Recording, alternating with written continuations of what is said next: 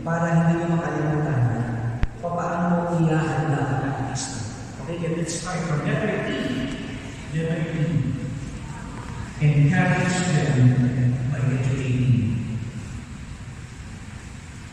Habang sinasamahan mo ang Kristo, turuan mo siya, bigyan mo ng reason ang kanyang kamalayan na ma-encourage.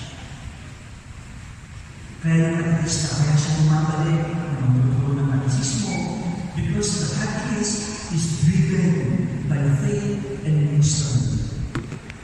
Binahilan sa puso na kasi i-educate siya. Kaya kapag siya itinatanong ng ibang religion, ng ibang tao, dahil siya i-educated. Siya i-educated ng ating pananampalataya at maraming bagay na kakailangan hindi siya basta-basta nagigilan sa kanyang mission. Next, letter Q. Qualify them. May mga katekista tayo, mataas ang motivation. Ngunit low ang skills. Again, may mga katekista, high motivation, pero mababa ang kanilang skills. Katulad ng mga teacher natin, di ba, mababa ang skills, dapat i-upgrade. Kasi kukunti pa ang kanyang kakayahan. Ganoon naman tayo sa mission. Pag siguro, you learn in the process. Kukunti pa ang kanyang kakayahan. Kaya kulang sa technique, halimbawa, kulang sa pagturo, yung kanyang technique, kulang sa confidence, kapag humarap sa harapan, kailangan tayo ng kanyang skills, i-qualify mo siya. Pero may mga katekista naman, mataas ang skills. Magaling, pero mababa ang motivation. Kaya, konting problema, wala na agad. Konting ulan, hindi na pumunta. Konting problema, tiklop agad. Sabi nila, ang daming dahilan. Pero tandaan niyo, pag gusto may paraan. Pag ayaw, pilihan. Kaya bigyan mo siya ng motivation na siya ay tinawag ng Diyos. Kapag Diyos ang tumawag sa iyo, bahala siya, kakayanin mo. Kakayanin mo. Amen? Alam mo ba, may nagsabi, there is nothing stronger than the heart of a volunteer. Yun ang hindi kaya ibayin. Ang isang tao volunteer, gusto niya, kahit wala yung pamasahe, walang makain, walang gutom, gano'n natin siya, babalik siya. Kasi buong-buo ang kanyang puso. So, i-qualify mo siya sa mga bagay. Next, letter U. Look. Okay pa kayo? Understand their needs.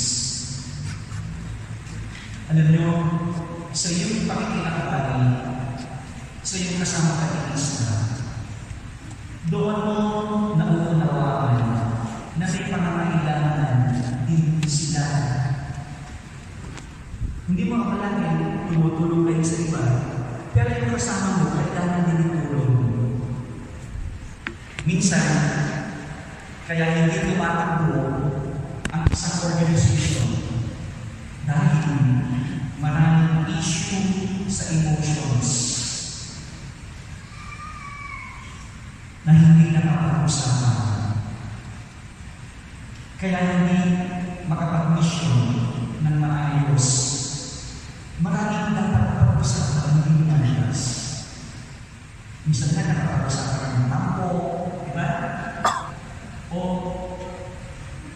ito ay isang personal level ng kamustahan. Kamustahan ang kailangan mo? O kwentong bahay.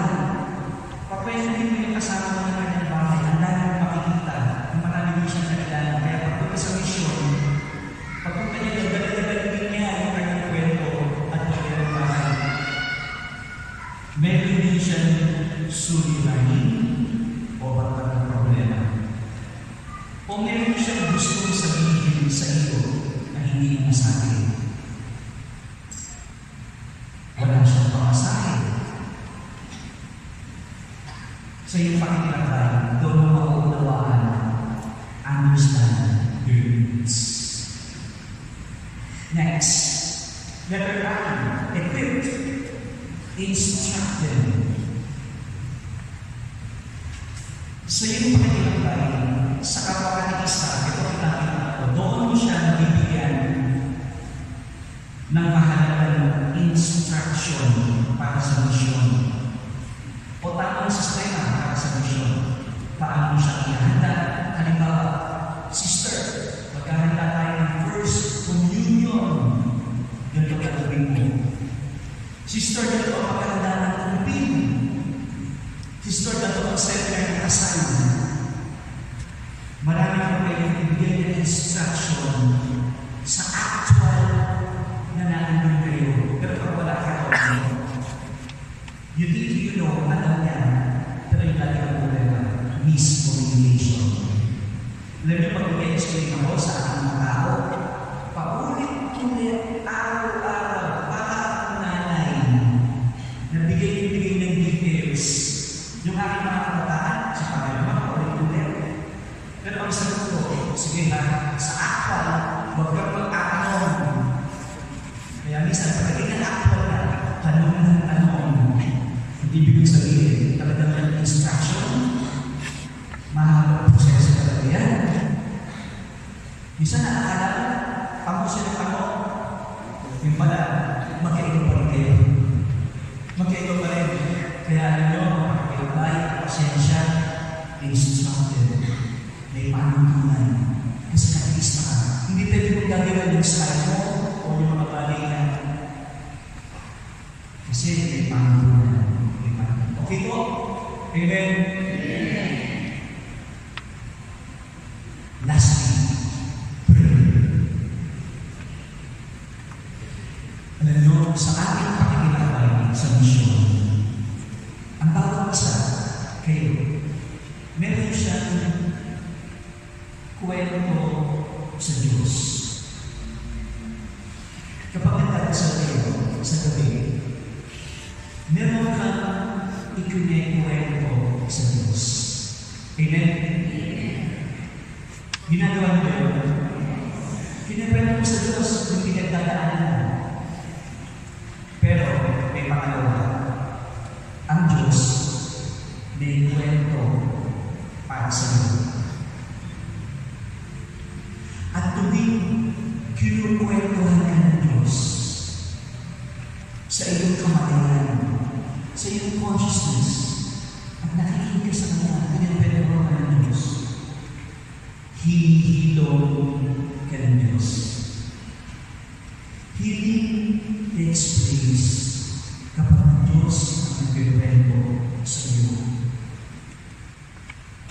At hindi ka isinusugo ng Diyos sa misyon kapag nangihilong ka na. Because you cannot give what you do not have. At kung ang bawat isa sa inyo may kwento sa Diyos, at ang bawat isa sa inyo ay may kwento ang Diyos sa Kanya, doon sa ating pagdasal, doon tayo makakapag-sharing. At for sure, sa ating sharing, sabay-sabay tayong hinihilong ng Diyos in different levels.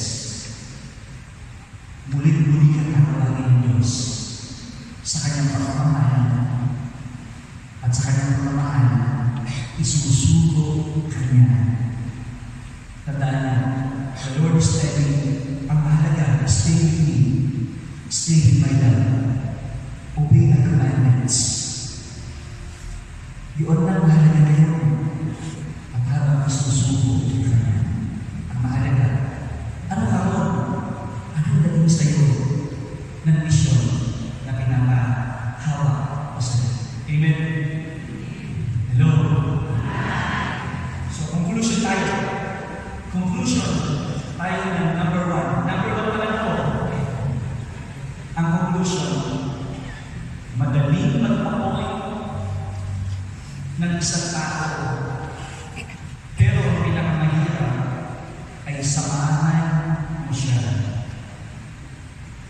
sinasamahan mo siya, doon mo lang siya maihahanda o maiinit. Doon mo lang siya mahuhubog. Walang iba. Okay? Number 2 na tayo. Number 2. It is easy to start a mission. But the most difficult part is to have a missionary heart with consistency and foresight.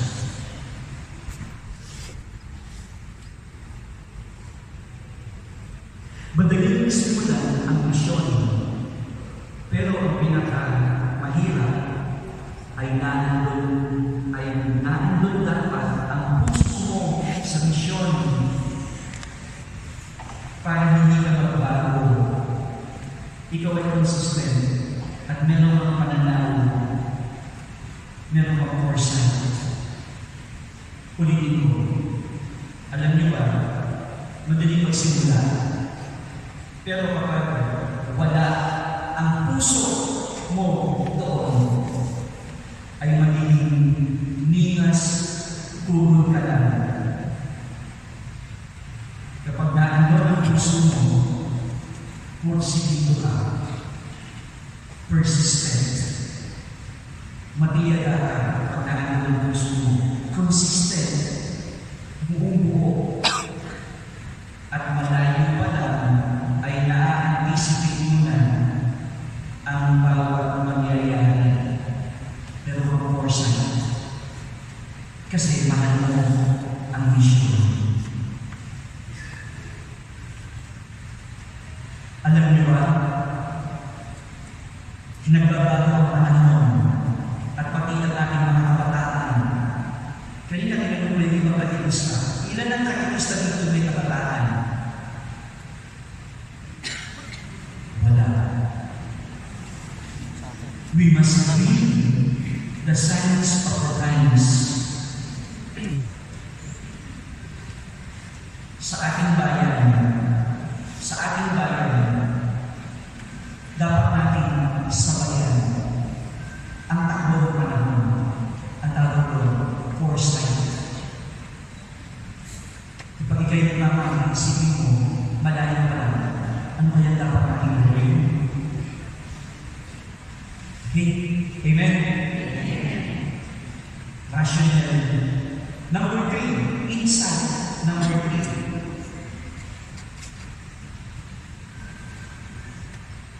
Jesus instructed his disciples to travel light in the mission. Travel light means keeping it simple, effective, and sustainable. Let me explain. Naalala niyo yung kwento nung si Jesus ay nakaupo sa loob ng templo. At habang siya nakaupo sa templo,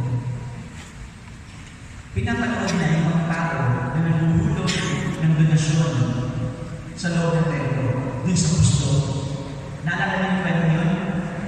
Okay, kung naalala niyo yung kwento yun, nakasabi niyo yung kanang pamama. Yung hindi nakakaalala ng kwento yun, taas ang kanilang pamama. Okay, ginigising ko lang sa'yo. May kwento ko na lang. Si Kristo, nung habang siya ay nakaupo dun sa hulugan ng donasyon, makakita ako ng hulugan pera. May mga mayayaman, may malibot. Ngunit, meron siyang napansin, may isang babae na palo na napakahirap. At inulong niya yung kanyang barya. At ang inulong niya, yun na lang meron siya, inihulog pa niya. Nung nakita ni Kristo, kasama niya ang kanyang mga alagad. Tinawag niya ang kanyang mga alagad. At ang sabi niya, ano kayo? Nakita niyo yung babae yun, yung mahirap na yun. Ang sabi ni Kristo, sa dami-dami ng mga naghulog Diyan, yung babaeng yun, ang may pinakamalaking na ilagay. Eh, bakit naman?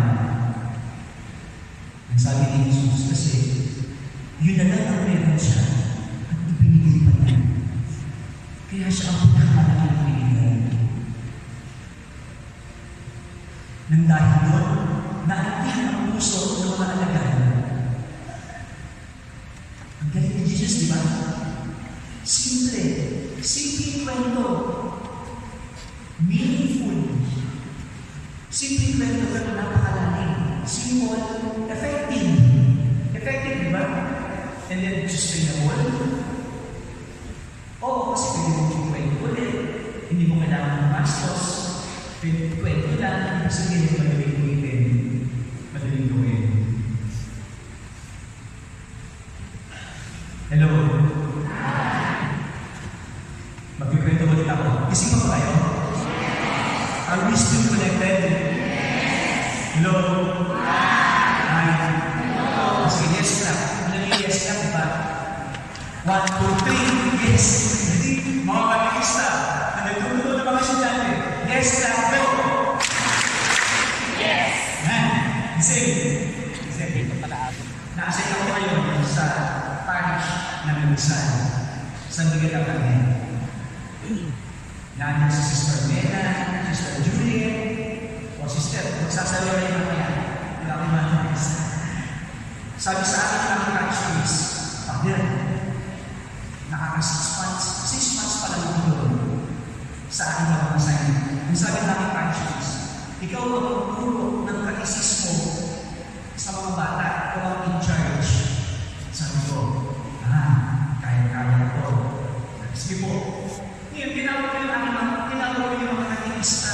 Sabi ko, Sister, so namin ko, 4 sila. Nako, yung 4 na katikista, puro may rayuma. Rayumahin. So, ang sabi ko, Sister, paano yan? Pagsunod tayo doon. Hindi naman pwede pagsunod doon, hindi mas puno tayo. Kailangan natin ang backup. So, ang sabi ko, kausapin ko yung PPC. Pinuntahan ko yung PPC. Pagpunta ko sa PPC, ako, yung aming mga PPC, sa open. Hindi kanila alam yung mga nangyayari sa kanilang katikista. Amen? Nakakalilig pa kayo? Hindi nila alam. So, inalis ko yung PPC. Kumbaga, nakitambay ako sa PPC para matulungan yung mga katikista. Kasi hindi naman pwede kami lang. At ito pa na-realize ko. Kung tayo puro matatanda, nasa ng kabataan. Aray na ko, walang youth yung parish. Yung next elementary student, yung mga alpha settler. So, ang sabi ko sa sarili ko, hindi kasi pwede yan o. Dapat sustainable. Dapat magtutulungan tayo sa simbahan. Hindi pwede sabihin, trabaho ng katikista yan. Hindi trabaho natin ng misyon, isang buo tayo. Parang gobyerno, di ba? Pag hindi gumagalaw ang isa, makikita yung isa. Kaya, we must be as a parish, one mind, heart, and soul. So ano yung ibig sabihin? Yung salitang sustainable. Para hindi pagpatuloy, mahalaga ngayon ang link up. Yung link up, yung mga kumpanya ngayon, nagsasanib. Nagko-coordinate yung mga kumpanya para mag-survive.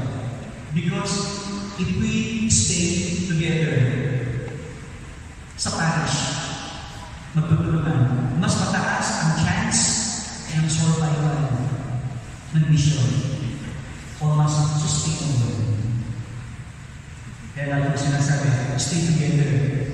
Because if we are together, mas malakas ang chance ng survival. Mas magaan kapag magkakasama tayo. Sustainable kapag may magtutuloy ang ating mission. Kung walang kabataan, yung ating mga pinapahalagahan, kapag isang araw mamamatayin tayo, yun yung pinapahalagahan, sino ang magtutuloy. think of sustainability. Kaya alam niyo ay magandang tanong. Ano naman ang tulong na maibibigay ng simbahan sa kanyang katekista? Yun ang malaking tanong. Yun ang mga leader ng catechist sa inyong simbahan. Work it out sa inyong PPC. Lead it out. Ano ang maitutulong ng inyong simbahan sa inyong katekista? Ano ang natutunan ng inyong simbahan sa katekista? At ano ang natutunan ng katekista sa kanyang simbahan? Amen?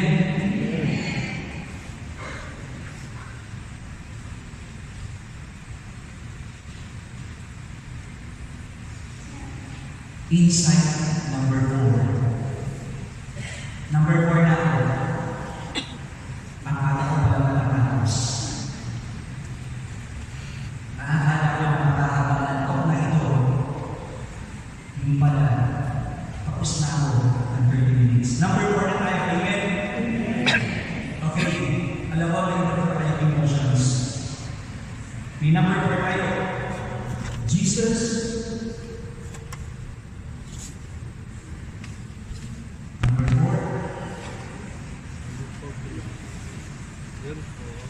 Jesus instructed.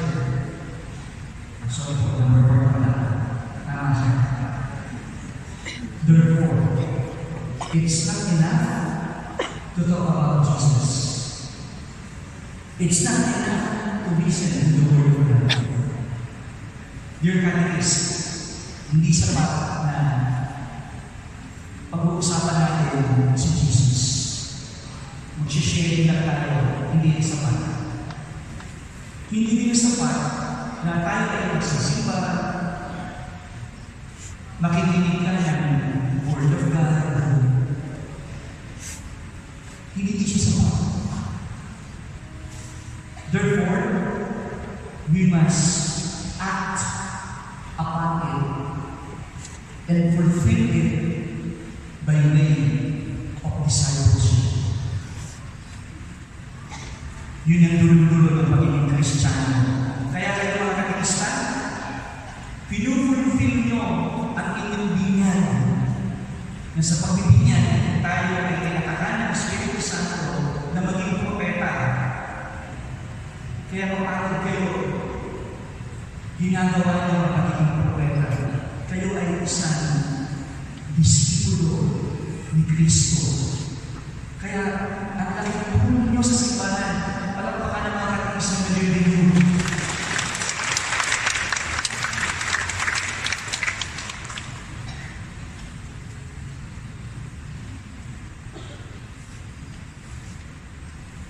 Ang dulo ng discipleship, we learn to be selfless. Yun ang dulo-dulo ng discipleship. Yung bibigay mo, yung buhay mo.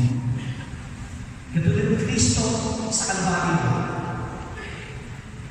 binigay niya ang buhay niya para magkabuhay ng lahat. So dear Catholics, kapag kayo ay nagsasacrifice, i-offer niyo sa Diyos. Kasi hindi makalain, simple things yung buhay mo, yung effect. Hindi niyo alam, nagtatanim kayo sa mga schools, yung mga bata pa hindi nakikinig para walang effect, hindi yun totoo. Kapag nagtatanim ka sa puso ng bata, bunga. Di ba yung sinabi ng Diyos? Hindi mo akalain kung tinahanin na salita ng Diyos sa puso ng isang bata, parang walang effect. Pero hindi mo trabaho yun. Trabaho yun ng Diyos sa puso niya na magbunga. So huwag kayong titigil. Kayo ang magtanim at magtanim. At yun ay tumutubo sa pamamagitan ng Espiritu Santo. Okay, yan ang napabuling ng buhay ko. Okay, gusto niyo marinig? Meron akong last story. Nasay na kayo sa Don Bosco, Mayawa. Dito sa Nether of Christian Parish. Alam niyo yung pinakamalaking parish sa aking pagkakaalam. Kasi mula Mayawa hanggang Tagaytay Highlands. Ang sakit nun, 23 chapel. Kaya kapag nagka-gather kayo ng mga youth, isang generation, mga yan pala yun, sa halik-halik sa dami ng tao at ilalagay mo ngayon. At lalo nila nakikis ang mga na-sustain yung program.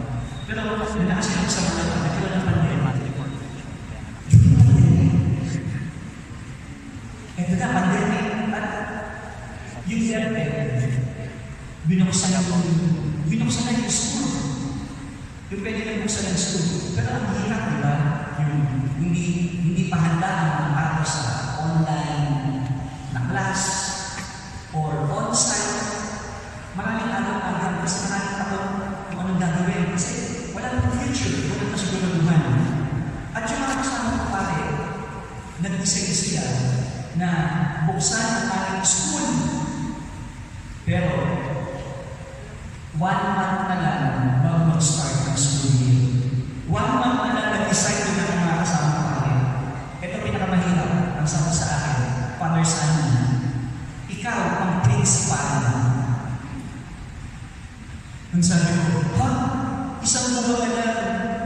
Ngayon yung ang binigay sa akin. Eh, syempre, sige, pakakawalan.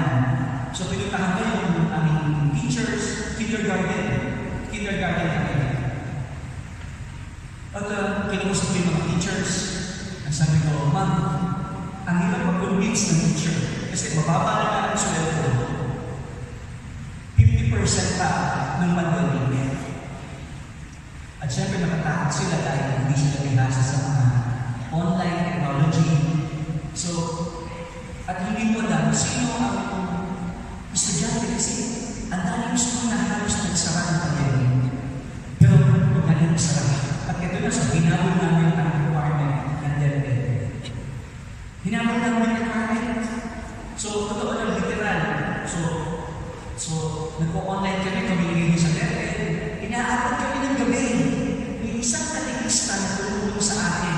Totoo, isa lang, si Sister Betty.